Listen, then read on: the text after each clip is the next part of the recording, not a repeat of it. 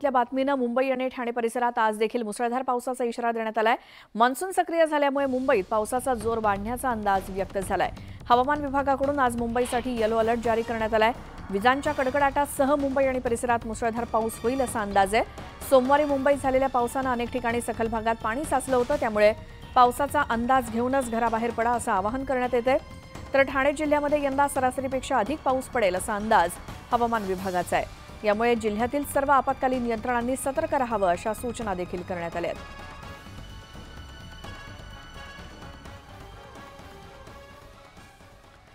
पहिल्याच पावसामध्ये मुंबईतील हिंदमाता परिसरात पाणी साचल्याच्या मुद्द्यावरून आदित्य ठाकरेंनी सरकारवर टीका केली। गेल्या 2 वर्षांपासून मुंबईतील 15 वॉर्ड्समध्ये अधिकारी नेमले नसल्याचा आरोप त्यांनी केला। दुसरीकडे पहिल्या पावसात हिंदमाताचे पंप चालू होते का असा सवाल त्यांनी उपस्थित केला।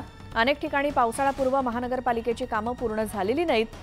एका पावसात मुंबईची परिस्थिती काय झाली असा थेट सवाल उपस्थित करत आदित्य ठाकरेंनी सरकारवर टीका केली।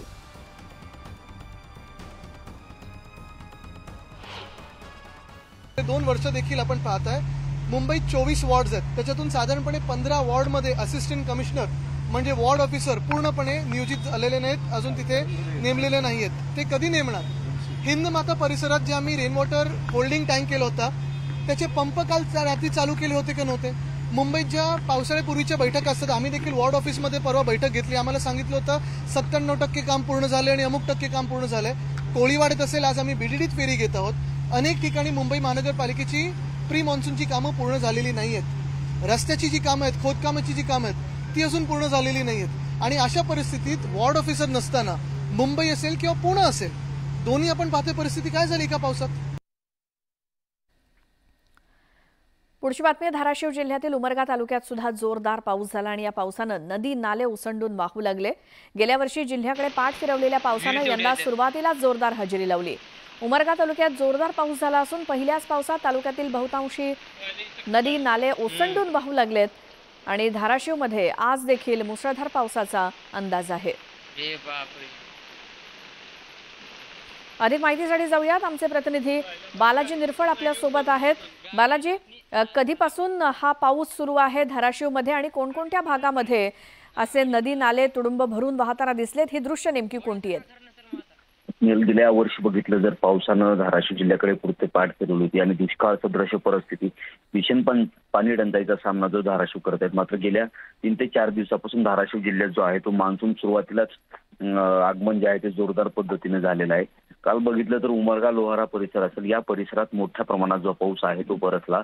साधारणतः तासभरच हा उमरगा शहरात पाऊस तालुका परिसरात पाऊस बरसला आणि त्या पावसानं नदी नाल्याला जी आहे ती पुरासारखी परिस्थिती निर्माण झालेली आहे। हे पाणी जर बघितलं तर शेतकऱ्यांना निश्चित दिलासादायक देणारी बाब असेल। आणि रात्रभर बघितलं तर धाराशिव जिल्ह्यात हा पाऊस पडतो आहे आणि आज दिवसभर देखील हा पाऊस राहण्याचा अंदाज जो आहे तो हवामान खात्याने वर्तवलेला आहे। निश्चितच गेल्या आताच्या काही कालावधीत बघितलं तर दुष्काळाची तीव्रता ही दिवसेंदिवस होत चालली होती। त्यात कुठेतरी शेतकरी असतील, नागरिक असतील, हे पाणी टंचाईचा सामना करत होते। आता त्यांना कुठेतरी या पावसानं दिलासा मिळतो आणि मान्सून बघितलं तर सुरुवातीलाच जो आहे तो मराठवाड्यात किंवा धाराशिव जिल्ह्यात दाखल झाल्यानं निश्चितच ही शेतकऱ्यांना दिलासा आहे तो आनंददायक देणारी बाब म्हणायला लागली। धन्यवाद बालाजी या सगळ्या माहितीसाठी। धाराशिवमधल्या उमरगा तालुक्यातली ही परिस्थिती आणि पहिल्याच पावसामध्ये नदी नाले कसे ओसंडून वाहत आहेत त्याची ही दृश्य।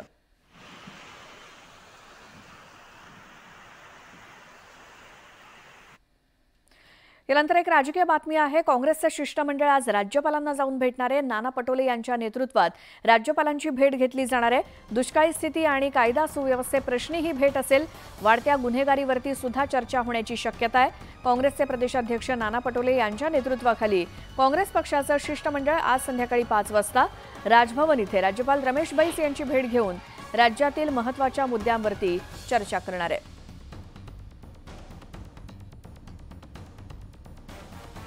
नाना पटोले यांच्या नेतृत्वाखाली काँग्रेसचं शिष्टमंडळ आज संध्याकाळी 5 वाजता राज्यपालांची भेट घेणार आहेत। राज्यातील काही महत्त्वाच्या मुद्द्यांवरती चर्चा होण्याची शक्यता। त्यातले मुद्दे कोणते तर राज्यातली वाढती गुन्हेगारी, त्याचसोबत दुष्काळी स्थिती, कायदा सुव्यवस्था या संदर्भात चर्चेची शक्यता आहे। अधिक माहितीसाठी जाऊयात, आमच्या प्रतिनिधी प्रणाली कापसे आपल्या सोबत आहेत फोन लाईनवरती। प्रणाली, आज काँग्रेसचं शिष्टमंडळ राज्यपालांची जी भेट घेणार आहे त्याबद्दल काय माहिती? गेले काही दिवस काँग्रेसचं शिष्टमंडळ हे राज्यपालांची भेट घेण्याचा प्रयत्न करत होते, परंतु निकालाची धामधूम आणि या बाकीच्या सगळ्या गोष्टींमध्ये त्यांना ती वेळ मिळत नव्हती. आज ती वेळ मिळालेली आहे. संध्याकाळी 5 वाजता राज्यातील काही महत्त्वाच्या मुद्द्यांवर, उदाहरणार्थ राज्यामध्ये काही भागांमध्ये दुष्काळी परिस्थिती होती. आता पावसाला जरी सुरुवात झालेली असली तरी सुद्धा दुष्काळाचं जे सावट आहे त्यामुळे ज्या भागांमध्ये पिकांचं नुकसान झालेलं आहे, दुष्काळी भागामध्ये पेरणी करता आलेली नाहीये आणि बियाणांची कमतरता, विशेषतः राज्यामध्ये वाढणारी गुन्हेगारी, बँकांचे जे शेतकऱ्यांना लोन मिळणं अपेक्षित आहे ते मिळत नाहीये. या सगळ्या महत्त्वाच्या मुद्द्यांवर काँग्रेसचं एक शिष्टमंडळ आज राज्यपालांची भेट घेणार आहे. त्या संदर्भातला सुतोवाच काँग्रेसचे प्रदेशाध्यक्ष नाना पटोले यांनी 2 दिवसांपूर्वीच केलेला होता.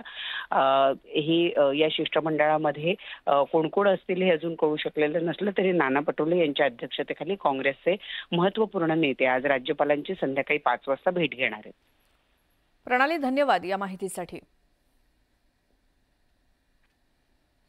आणि आता एक महत्त्वाची बातमी ती म्हणजे एनडीए सरकारचं खातेवाटप जाहीर झालंय आणि या खातेवाटपात सर्वात महत्त्वाची खाती भाजपनं आपल्याकडेच ठेवल्याचं स्पष्ट झालंय. विशेष म्हणजे मागच्या कार्यकाळात ज्यांच्याकडे जी खाती होती तेच मंत्री कायम ठेवण्यात आलेत.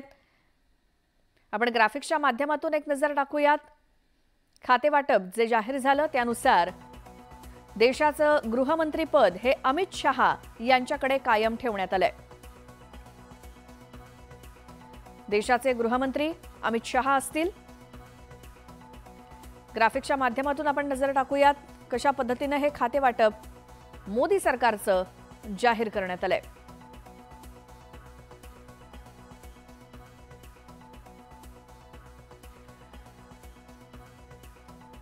तर कॅबिनेट मंत्रिपदाची शपथ घेतलेले राजनाथ सिंह यांच्याकडे संरक्षण मंत्रीपद देण्यात आलंय. देशाचे संरक्षण मंत्री राजनाथ सिंह असतील.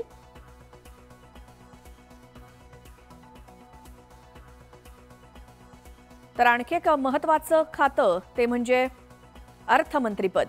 निर्मला सीतारामन यांच्याकडे देशाचं अर्थमंत्रीपद सोपवण्यात आलंय. त्यानंतर परराष्ट्र मंत्री एस जयशंकर असतील. याआधी सुद्धा मोदी सरकारच्या दुसऱ्या टर्ममध्ये एस जयशंकर यांच्याकडेच परराष्ट्र मंत्रीपद होतं. त्यानंतर रेल्वे मंत्री अश्विनी वैष्णव असतील. रेल्वे मंत्री पद हे अश्विनी वैष्णव यांच्याकडे कायम ठेवण्यात आलंय.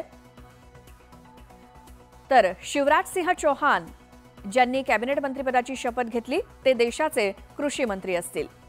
कृषी मंत्रालयाचा कारभार शिवराज सिंह चौहान यांच्याकडे देण्यात आलाय. तर एच डी कुमारस्वामी यांच्याकडे अवजड उद्योग मंत्रीपद, जे पी नड्डा यांच्याकडे केंद्रीय आरोग्य मंत्रीपद, मनोहरलाल खट्टर यांच्याकडे ऊर्जा आणि नगरविकास मंत्रीपद, तर राममोहन नायडू यांच्याकडे केंद्रीय नागरी उड्डाण मंत्री. धर्मेंद्र प्रधान हे शिक्षण मंत्री असतील. चिराग पासवान यांच्याकडे क्रीडा आणि युवक कल्याण मंत्रीपद देण्यात आलंय. किरेन रिजिजू हे संसदीय कामकाज मंत्री असतील. तर भूपेंद्र यादव वन आणि पर्यावरण मंत्री. हरदीप सिंह पुरी हे पेट्रोलियम मंत्री असतील. जितन राम मांझी हे लघु आणि सूक्ष्म मंत्री. मनसुख मांडवीय यांच्याकडे कामगार मंत्रीपद देण्यात आलंय. गिरिराज सिंह यांच्याकडे टेक्स्टाईल, अन्नपूर्णा देवी यांच्याकडे महिला आणि बालविकास मंत्रालय, सी आर पाटील यांच्याकडे जलशक्ती आणि प्रल्हाद जोशी यांच्याकडे ग्राहक कल्याण मंत्रालय. ज्योतिरादित्य शिंदे यांच्याकडे सूचना आणि प्रसारण मंत्रीपद, लल्लन सिंग यांना पंचायत राज मंत्रीपद, वीरेंद्र कुमार यांना सामाजिक न्याय मंत्रीपद, तर जुआल ओरम यांच्याकडे आदिवासी व्यवहार मंत्रीपद देण्यात आले.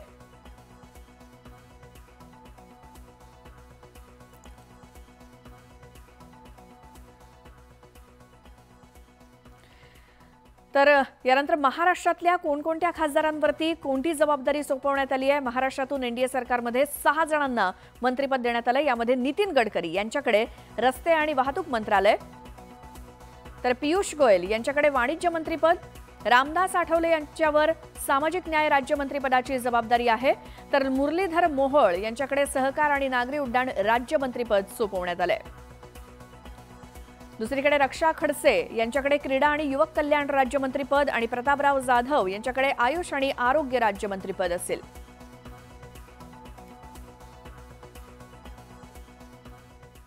तर एनडीएच्या शपथविधीला 24 तास उलटले नाहीत तोच नाराजीचा सूर उमटायला सुरुवात झाली आहे। शिवसेनेचे खासदार श्रीरंग बारणे यांनी मंत्रिमंडळामध्ये एकच जागा दिल्याबद्दल नाराजी व्यक्त केली। शिवसेनेचे खासदार असताना फक्त एक राज्यमंत्रीपद दिल्याबद्दल बारणेंनी नाराजी व्यक्त केली। शिवसेनेचा स्ट्राईक रेट पाहता किमान कॅबिनेट मंत्रीपद मिळायला हवं होतं असं म्हणत मावळचे खासदार श्रीरंग बारणे यांनी उघडपणे नाराजी व्यक्त केली। शिवसेना पक्षाचे 7 खासदार आले, 5 खासदार चिराग पासवानचे आमच्या नंतर आले, त्यांना कॅबिनेट मंत्रीपद देण्यात आलं आणि शिवसेनेला खरं तर राज्यमंत्रीपद देण्यात आलं। हा कुठंतरी मला तरी व्यक्तिशः असं वाटतं की हा दुजाभाव शिवसेनेच्या बाबतीमध्ये होतोय। खरं तर भारतीय जनता पक्षाकडून तो न्यायिक भूमिका शिवसेनेला दिली पाहिजे, कारण 3 महिन्यामध्ये विधानसभेच्या निवडणुका येतात आणि विधानसभेला एकत्रपणे सामोरं जात असताना या सगळ्या बाबतीचा विचार करून भारतीय जनता पक्षाने शिवसेना पक्षाला न्यायिक भूमिका देण्याची आवश्यकता होती। केंद्रीय मंत्रिमंडळाचा विस्तार होत असताना न्यायिक भूमिका ही अजितदादा पवार यांना मिळावी ही अपेक्षा खरं तर आहेच निश्चितपणे, परंतु या सगळ्या घडामोडीमध्ये परिवाराशी देखील एक वाईटपणा, रोष माननीय अजितदादांनी या सगळ्या घडामोडीमध्ये घेतलाय आणि आपण ते नाकारून चालणार नाही आणि म्हणून या भारतीय जनता पक्षाचे एनडीएचे घटक पक्ष म्हणून अजितदादाला देखील न्यायिक भूमिका मिळावी ही रास्त अपेक्षा आहे। तर शिवसेनेचे खासदार श्रीरंग बारणेंनी मंत्रिमंडळात एकच जागा दिल्याबद्दलची नाराजी व्यक्त केली। यावरून आता विरोधकांनी सत्ताधाऱ्यांवरती जोरदार टीका केली। आश्रितांना संधी नसते असं म्हणत संजय राऊतांनी शिवसेनेला टोला लगावला। दुसरीकडे संजय शिरसाट आणि जयंत पाटील यांनी देखील टीका केली, तर मुरलीधर मोहोळ यांनी विरोधकांच्या टीकेचा चांगलाच समाचार घेतला। मिळायचं असतं तर कालच मिळालं असतं। जतीनराम मांझी सारखे एकच खासदार असलेल्या पक्षांना कॅबिनेट पद दिलेलं आहे, बरोबर आहे। या नकली शिवसेनेचे तर 7 खासदार आहेत असं म्हणतात ना, यांना त्यांची अवकात दाखवली। तुम्ही आमचे आश्रित आहात, तुम्ही आमचे गुलाम आहात। ते आज नाही उद्या कधीतरी अजून 8-9 जागा आहेत। 72 मंत्र्यांचा शपथविधी काल झाला। एवढ्यात संधी नाही मिळाली, पण उरलेल्या 9 जागेत मिळेल अशी आशा असणं स्वाभाविक आहे आणि मी काही त्यांना दोष देत नाही त्या बाबतीत। हे सत्तेमध्ये होते त्या टायमाला एक काहीतरी मंत्री अवजड मंत्री काहीतरी ते खात्याचं नाव होतं, जे महाराष्ट्रातल्या कोणत्याच माणसाला कधी कळालं नाही। हे त्यांना भेटत होतं आणि त्याच्यावर हे आनंद साजरा करत होते। अवजड मंत्री, लोक म्हणे अवजड मंत्री काय भानगड आहे, नाही ते खातं आहे। त्या टायमाला तुम्हाला गुलामगिरी नाही वाटली, त्या टायमाला तुम्ही तो जास्त संख्येने होता, खासदार जास्त होते। कॉम्प्रोमाइज करताना किंवा एखाद्या बरोबर युती करताना आपण त्यांच्याबरोबर डिमांड ठेवून त्यांना ब्लॅकमेल करायचं नाही, ही भूमिका एकनाथ शिंदे साहेबांनी ठेवली। आमच्याकडे राज्यामध्ये तरी माननीय एकनाथजी शिंदे साहेब, माननीय देवेंद्रजी आणि माननीय अजितदादा ह्या मंडळीमध्ये खूप, या तिघांमध्ये खूप चांगला संवाद आहे, खूप समन्वय चांगला आहे। आमच्यामध्ये कुठेही कधीही मतभेद नाहीत। कालचा प्रसंगसुद्धा जो काही मला वाटतो जो दाखवला जातो काही फार सत्य त्याच्यात नाही आणि वरिष्ठ पातळीवरती सगळ्या चर्चा झालेल्या आहेत, व्यवस्थित त्याच्यातून मार्ग निघालेले आहेत। त्यामुळे असं कुठलंही चित्र महाराष्ट्रात नाही, कुठलंही चित्र महायुतीमध्ये नाही, एनडीएमध्ये नाही। आता पुढची बातमी बघूयात। मोदींनी निवडणूक प्रचारामध्ये शरद पवारांवरती भटकती आत्मा अशी टीका केली होती आणि या टीकेला शरद पवारांनी वर्धापन दिन सोहळ्यात पुन्हा प्रत्युत्तर दिलंय। ही भटकती नव्हे तर कायम राहणारा आत्मा असून तो तुम्हाला सोडणार नाही अशी टीका पवारांनी केली। मोदी गॅरंटी आता राहिलेली नाही, आता खुद्द मोदीच हे एनडीए सरकार असल्याचं सांगतात। हीच लोकशाहीची ताकद असल्याचं शरद पवार म्हणाले। मोदी जाईल त्या ठिकाणी भारताचं सरकार कधी म्हणत नव्हते मोदी सरकार, मोदी गॅरंटी। आज ती मोदी गॅरंटी राहिली नाही, आज ते मोदी सरकार राहिले नाही। आज तुम्ही लोकांनी तुमच्या लोकशाहीच्या मताच्या अधिकाराच्या जोरावर मोदींना सांगावं लागलं की हे मोदी सरकार नाही, हे इंडिया गव्हर्नमेंट आहे, हे भारत सरकार आहे। बाबतीत त्यांनी म्हटलं की भटकता आत्मा, माझ्याबद्दल त्यांनी उल्लेख केला। हा घटकचा आत्मा आहे. एका दृष्टीने वगैरे राहिलं त्यांच्या म्हणण्याप्रमाणे आत्मा हा कायम राहतो. हा कायम राहणारा आत्मा तुम्हाला शोधणार नाही, कारण तो कायम त्या ठिकाणी राहणार आहे. तर या वर्धापन दिन सोहळ्यामध्ये कोणता खरा पक्ष याचा फैसला जनतेनंच केला असल्याचं सांगताना जयंत पाटलांनी अमिताभ बच्चनच्या सिनेमातील एक डायलॉग ऐकवला. अमिताभ बच्चनच्या शहनशाह पिक्चर मधला एक डायलॉग आज मला आठवतोय. रिश्ते में तो हम तुम्हारे बाप लगते हैं, नाम है मेरा शरद पवार. तर राष्ट्रवादी काँग्रेसचा वर्धापन दिन सोहळा उत्साहात पार पडला. मात्र हा सोहळा गाजवला तो निलेश लंकेंनी. ये तो ट्रेलर है, विधानसभा अभी बाकी है. पवार साहेबांनी चेंडू टाकला आणि समोरच्यांचा त्रिफळा उडाला. आता मुंबईवरती झेंडा आणि तोही बहुमतानं फडकणार असं म्हणत निलेश लंकेंनी राष्ट्रवादीच्या मेळाव्यात तुफान फटकेबाजी केली. विधानसभेवरती पवार साहेबांचा झेंडा फडकणार आहे.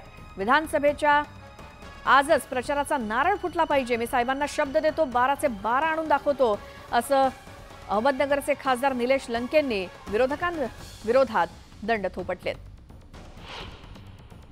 तिथे साहेबांना शब्द देतो, 12चे 12 साहेब आणून घालितो, 12चे 12. निलेश लंके जे बोलतो ना तेच करतो आणि जे करतो तेच बोलतो. तुम्ही काय काळजी करू नका. मी तर कसा पैलवान आहे माहिती आहे ना. डायरेक्ट असा कोल्या भरूचा ना, डाव पुढल्याचा डायरेक्ट आउटच. मुळे काही काळजी करू नका. ये तो टेलर है, पिक्चर अभी बाकी है. विधानसभा अरे आदर्श पवार साहेबांनी असा काय चेंडू टाकला तर पुढल्यांचा डायरेक्ट त्रिफळाच उडाला. अरे पवार साहेबांचा नाद करता काय? नाद करायचा, पण पवार साहेबांचा नाही बाळांनो. अरे भले भले थकले. आपण काम करणारा माणूस आहे, काम करून दाखवणारा माणूस आहे. ज्यांना ज्यांना शब्द दिला ना ते शब्द निश्चित पूर्ण करीन पवार साहेबांच्या आशीर्वादासाठी. पण एकच ध्यानात धरायचं सगळ्यांनी, पवार इज द पॉवर. आणि सगळ्यांचा नाद करायचा, सगळ्यांचा. पण आदरणीय पवार साहेबांचा नाद केला ना घरी पाठीत असतात भल्या भल्यांना. यानंतर भिवंडीतनं एक मोठी बातमी येते. सरावली इथे एका कारखान्याला भीषण आग लागली. आगीची माहिती मिळताच अग्निशमन दलाचे जवान घटनास्थळी पोहोचलेत. आगीवर नियंत्रण मिळवण्याचे शर्थीचे प्रयत्न सुरू आहेत. सुदैवानं यात कोणतीही जीवितहानी झालेली नाही. मात्र कारखान्याचं मोठं नुकसान झालंय. आगीचं कारण अद्याप अस्पष्ट आहे. कारखान्यामध्ये लागलेली ही आग दुरून सुद्धा आगीचे ज्वाळा दिसत आहेत आणि धुराचे लोट दिसत आहेत हवेमध्ये. भिवंडीतल्या सरावली इथे एका कारखान्याला लागलेली ही भीषण आग. आगीची माहिती मिळताच अग्निशमन दलाचे जवान पोहोचलेले आहेत आणि आगीवर नियंत्रण मिळवण्याचे प्रयत्न सुरू आहेत. कोणतीही जीवितहानी इथे झालेली नाही सुदैवानं. मात्र आग भीषण स्वरूपात लागलेली, अख्ख्या कारखान्याला आग लागली आहे आणि आगीच्या ज्वाळा दुरून सुद्धा भीषण दिसत आहेत. कारखान्याचं मात्र मोठं नुकसान झालं. या आगीमध्ये कारण अजून कळू शकलेलं नाही. अधिक माहितीसाठी जाऊयात. आमचे प्रतिनिधी अमित राय आपल्या सोबत आहेत. अमित, कसला कारखाना आहे आणि आग कधी लागली, कशामुळे लागली, कळलंय का? देखिए, भिवंडी तालुका के सरावली MIDC में एक डायपर बनाने वाली फैक्ट्री है, उसमें भीषण आग लगी है. ये आग Sadashiv hygiene private limited company उसमें लगी और आग इतनी भीषण थी कि देखते देखते जो है 3 मंजिली कंपनी जो है वो जलकर पूरी तरीके से राख हो गई. और भिवंडी कल्याण थाने से फायर ब्रिगेड की कई गाड़ियां जो है मौके पर मौजूद है. इसको आग लगने के कारण अभी तक स्पष्ट नहीं पाया. और आग को बुझाने के लिए जो है आसपास से जो है कई और फायर ब्रिगेड की गाड़ियों को और वाटर टैंकर को जो है मंगाया जा रहा है. आप देख सकते हैं विजुअल में कि किस तरह से आग लगी हुई थी और इतनी भीषण और रौद्र रूप इस आग ने ले लिया है कि पूरी की पूरी बिल्डिंग जो है जलकर खाक हो गई. हर तरफ से आग ही आग दिख रही है और धुएं का गुबार जो है दिखाई दे रहा है. और मौके पर जो अधिकारी हैं वो आग पे काबू पाने की कोशिश में लगातार जुटे हुए हैं. बिल्कुल अमित, धन्यवाद या माहितीसाठी. तर अजूनही आगीवरती नियंत्रण मिळवण्याचे प्रयत्न सुरू आहेत. इतकी भीषण ही आग आहे, कारखाना पूर्णपणे आगीच्या भक्ष्यस्थानी पडलाय. या बातमीसोबतच वेळ झाली. नमस्ते महाराष्ट्र.